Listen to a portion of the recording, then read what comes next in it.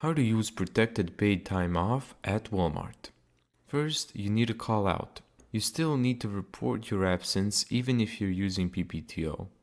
You can do this in one of these ways. Go to Walmart One or Me at Walmart app and report an absence. Or call your store's call-in number, which varies by store. It's usually HR or an attendance line. You'll be asked your VIN, which is your employee ID, the store number, and the reason. You can just say sick. Second, submit PPTO after. Go to Me at the Walmart app and go to Time Off or Walmart and then select Global Time and Attendance GTA.